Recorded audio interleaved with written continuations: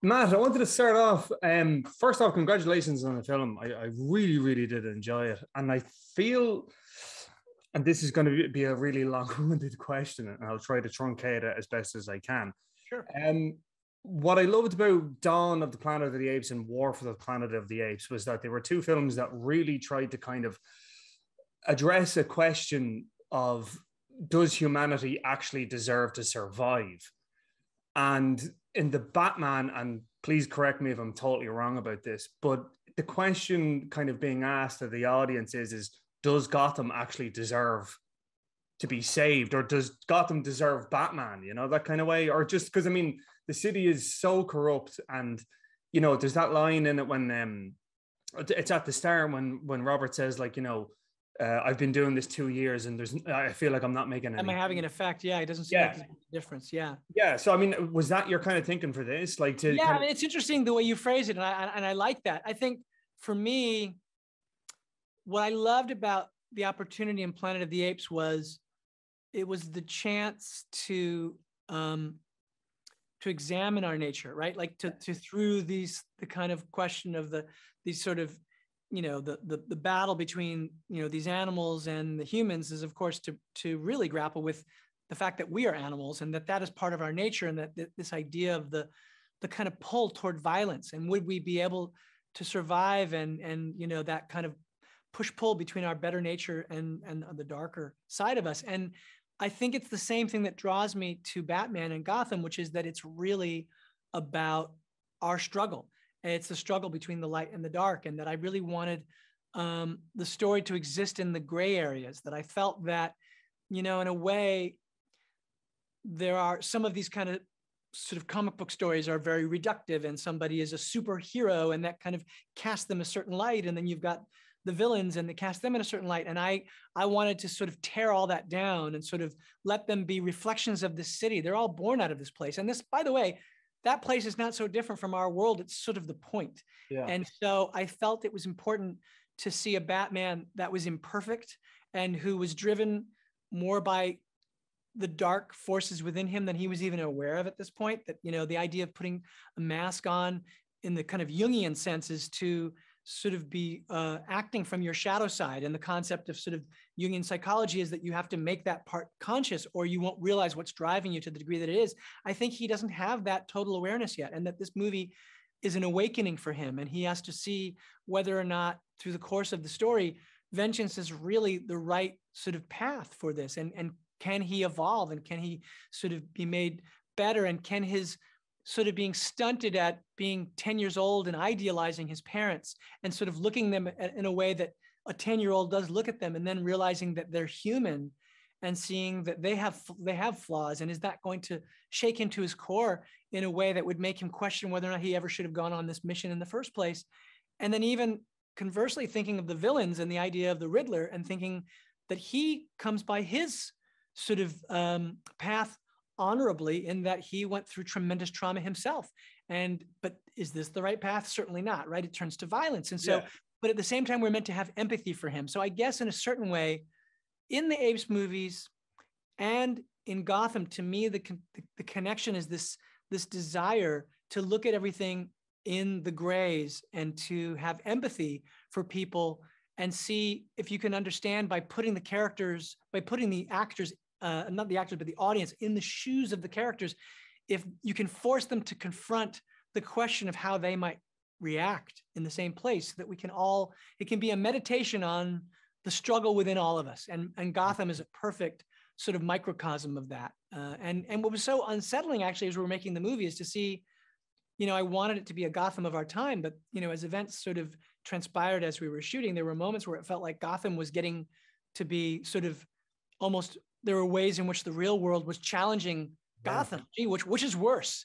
And so in that sense, it's one of the great enduring powers of the Batman story, because there's never a way in which telling a story about a corrupt, crime-ridden place doesn't have some relevance to the world that we live in, because that's the world we live in. Yeah, it's interesting as well. I mean, I know obviously like David Fincher's Seven was a big touchstone creatively for you, but in saying that, I remember an interview he did during the press for Seven, and he was kind of talking about, I just kind of his touchstone, if you like, was like something like a film William Friedkin might have made in the 80s. Oh, totally. Yeah. French Connection was a total touchstone, as was Taxi Driver and Klute and Chinatown. I mean, those 70s movies are the movies that, you know, when I was young and my father showed me a lot of those movies, they really inspired me to want to be a filmmaker. And there was something in going back to the noir roots of the Bob Kane, Bill Finger comics and looking at sort of where it was born from. Part of me wanted to make it like a Warner Brothers gangster movie too, and really go back into that sort of noir world. But for me, that neo-noir storytelling and the kind of revisionism, the way that Chinatown is kind of a revisionist noir, I was very affected by those stories. And I thought there was an opportunity here to draw from those stories. And those were probably the most powerful influences on the movie. And in a way, you know, when Greg and I talked about what the movie should look like, we talked about the kind of textures of, you know, we shot the movie anamorphic and we tried to bring in the kind of filmic textures and the imperfections really of the lenses that you might have used at that time and all of those things, so that you could introduce a world that felt gritty and flawed and not too perfect. You know, digital photography can be very clean and you're telling a story of a kind of iconic hero and everything can get very sort of pristine. And we wanted it to feel messy and human and visceral. And so, you know, those movies were huge in terms of affecting the style in which we made this movie. Yeah.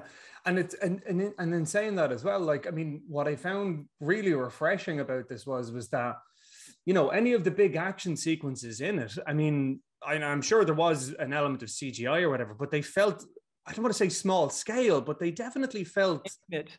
Yes, that's it. Well, you know what I tried to do is I did this even going back to Cloverfield, but I did it on the Apes films. I never want the camera. The one thing that's very empowering, I think, when you're doing CG stuff is the sense that you could do anything. Yeah. And then the first thing I do is make sure that we don't do anything, because that means you could put the camera through a wall. It could be the bullet. You could do all of those things. And I'm not interested in those things, because to me, those are the things that make you aware that you are seeing something that's being created, because there's no other way to do it. What I love doing is using CGI to create the illusion that everything is practical, that everything was done for real. And so we do things so that we're bound by the physics of what it would do if you were doing it for real. So when I was doing the Batmobile chase, I wanted to explore every position the camera could be in that would be a hard mount on the side of that camera, so that as on the side of that car, so that as the camera shook on the side of the car because the car was shaking, you felt that visceral aspect. And throughout the movie, there's so many hard mounts, like on the motorcycles, even on the wingsuit. I was looking to real world reference. So of course, we didn't do that wingsuit scene, but I was looking at GoPro footage of people who were filming their own jumps and saying, okay, this is the visual language that people associate with this as being real. And the idea was to create the illusion of reality, the illusion that everything was done for real. And I can tell you that there's an awful lot that was not done for real, but all of it was done from the perspective as if we had done it for real. And then there's some stuff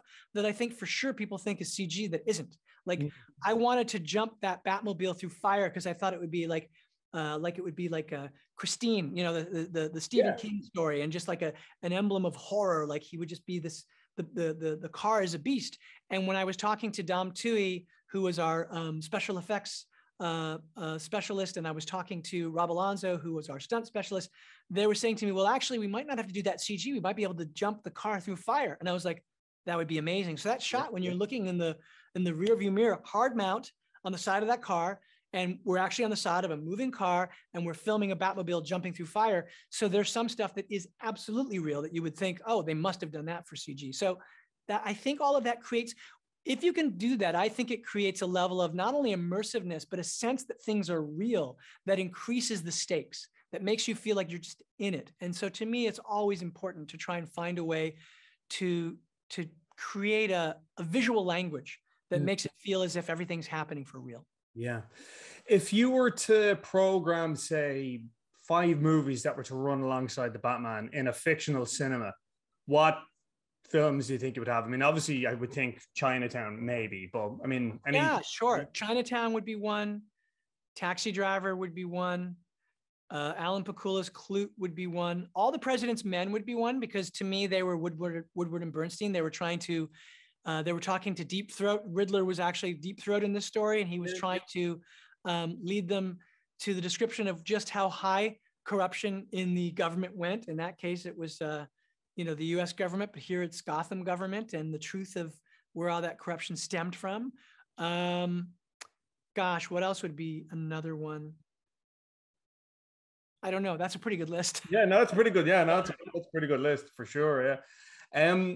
Talk to me about, Colin Farrell, obviously, here in Ireland, he's obviously a household name and everything like that. But the makeup that he went through, was so transformative.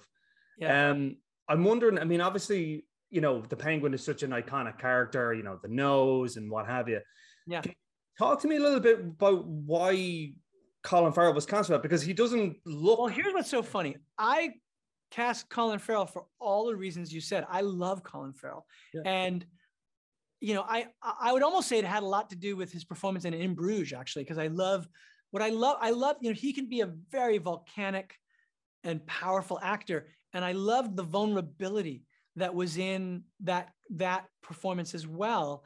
And I thought, I just think he's an amazing actor. And, if you look at the Telltale version of the Penguin, he actually looks a little bit like Colin. So my first thought was that we could do something like that, but I wanted to make this version of the character be a character who was kind of like Fredo in The Godfather, like John Cazale. There, you can add The Godfather now to the list too. Yeah. And so I wanted him to be a character who was not yet the kingpin and was kind of underestimated and looked down on and even made fun of to a certain degree. And so I had thought early on that what we would do is maybe give him a nose that would kind of take Colin's beautiful face and kind of mess it up, so that you thought that he would be this guy who would kind of be mocked and made fun of. And when I met Colin, he was doing a movie where he had put on a lot of weight. And so I was like, oh, wait a minute, if you kind of keep this weight and we wear that nose, then I think we might be getting at the character. And Colin said to me, you know what? I've put on a lot of weight and I feel really unhealthy and I don't think I can maintain it. And so he said, maybe we could put on some weight through makeup instead. And I said, okay, well, we'll talk to Mike Marino, who's our amazing prosthetics artist. And I talked to him and told him the inspiration for the character. And then Mike came back with a sculpture that was made on Colin's life cast. They cast his face and then he sculpts on top of it. And it was exactly as it looks in the movie. And I was stunned. And I was like, wait, what? I had no idea. I never thought we would have transformed him that much. But I was so captivated. I thought it was such a brilliant creation because it embodied all of these things that I wanted in the character, but in a way that was went so much further. And when Colin saw it, he was giddy. He was like, oh my God. And I said, look, here's the important thing though. I want to make sure that it doesn't cover his face in a way that I won't be able to see Colin's amazing performance. I cast Colin for Colin. And he said, no. The way that I work is the part of Colin that is expressive is completely there. It's naked. It's all the stuff around it. And it's really, he had this really soft and special kind of latex that moves with his face. So it looks like it's his skin. And he goes, I promise you when he comes on the set, that people will not know that he's wearing makeup. And that's actually what happened. So it was just one of these things where I cast Colin because he's Colin. And then the process of him becoming this version of what he looks like was really what happened when we engaged with Mike Marino. And he just was transformed in a way that was beyond all of our expectations. And then what that did to Colin, the moment he saw himself, he sent me a video of him filming himself at the makeup test where he'd been working on the dialect, but he started talking in that voice. And I was like, oh my God, I don't know who this guy is. This is amazing. I've never seen anything like it. And he was like, it was like fully formed from the moment that makeup went on and the dialect work that had been done. From that point forward, the character was so clear. And now when you look back at the movie, to me, there's no question that guy is an amazing character. And yet you can't even find the traces back in a certain way to Colin. It's incredible what he did and what the transformation is. Yeah, no, it's incredible. And it's funny. I'm going to talk to Colin tomorrow. He looks, and this is not meant to sound like an insult. It really isn't. But there is a really distinct kind of Dublin taxi driver that looks exactly like that. He's a little bit dodgy. He's a little bit of a wide boy. He's got like tattoos up and down the arm, whereas looks exactly like what Colin Farrell looks like. Oh, that's awesome. I'd love to know what his point of view is when you ask him about that. That's cool. Yeah, because like, no, but like every Dubliner, and Colin is one and I'm one as well, every Dubliner knows that guy. He's like a part of the city and he looks exactly like him. So that's so funny. Yeah. Was there ever a point, I mean, and this is, you know, in the early story stages, I mean, did you consider anyone else besides the Penguin, or was it always going to be the Penguin? It was going to be the Penguin because I knew that I wanted to do this kind of like I said, almost like a Warner Brothers gangster movie where Gotham just existed, and that we had this detective who had to go down all the sort of back alleys trying to find clues as it related to this murder. And I thought early on, very early on, once I thought about the Riddler leaving these clues, I thought, well, if the idea is that he's left these clues that show that the mayor isn't who he said he was, and he's pictured with this young woman who is not who he should have been with him, that he's got a family, that would lead him to a nightclub, and that this is a nightclub where this woman was pictured coming out. And I thought, well, that nightclub could be the Iceberg Lounge. And I thought, and maybe we could see an iteration of the Penguin that was like Sydney Greenstreet, some version of the character that we'd never seen before. So the Penguin was one of those characters that came into my mind very early, as did Selena Kyle, because I thought that Selena could be at the club for her own reasons and could be kind of like an Evelyn Mulray. You know, she could be this femme fatale who, when you peel the layers away, you realize that she had a very emotional story. So the characters and who I wanted to use from the comics, once I sort of set the path of what I wanted to do, they revealed themselves extremely quickly. Yeah. Finally, and I put this question to Denis Villeneuve about, you know, Dune. I said, you know, if this becomes a success, and I'm sure it will be, odds are you're going to be locked into this for the next 10 years. How about you? How do you, I mean, he said, look, if we're talking again in 10 years time and I'm still doing stuff about Dune, those will be 10 good years. For you and the Batman, I mean, the ending of it, and I'm not giving this away, but it does feel like there's more room to grow. You've obviously got the Gotham TV series with Terrence Winter. Yeah. Do you see yourself involved with this for 10 years? Like, are you locked into it for that long? You know what? Again, I think, as Denis said, if we get to do 10 years of great work, then that is 10 years well spent. So I think time will tell. But I'm really hopeful, and there are a lot of stories that I'd like to tell. So, and I love this cast and the people that I worked with on this. So it would be really special to be able to continue these stories. And we are going to be continuing. You know, one of the stories we're doing, actually, you should ask Colin about it. We're doing. I had this idea that I wanted to do about sort of almost like a Scarface story for Penguin, because, you know, he knows the capability within him, but nobody else does. He's totally underestimated. And in the wake of what happens in this story, there's a power vacuum where he's going to make his first moves. And I thought there was a kind of like American dream story for the Penguin that takes place in Gotham. And so we're doing this series, and Colin, it's for HBO Max, and Colin is going to be in it. So it'll be fun. I can't wait to do that. It's going to be really exciting. I mean, would you see yourself doing that? I mean, you'd obviously get like R-rated 18s for that. I mean, you wouldn't have to do that in a 12s environment, I would guess. No? Oh yeah, I mean, this the parameters of the series would probably be different from the film, yeah. But you know, all of that is not totally in place yet. But I think that it just would be a different thing on streaming. You wouldn't necessarily have to be bound by that, but it would be bound by the tones of what we did. I want it to all feel like it's of a piece with the world that we created in the movie. So yeah. That's really cool. Okay, I'm getting a wrap. Listen, thanks so much. I really, really appreciate that. And hopefully, great talking to you, man. Yeah, Say hi to Colin for me tomorrow. I totally will.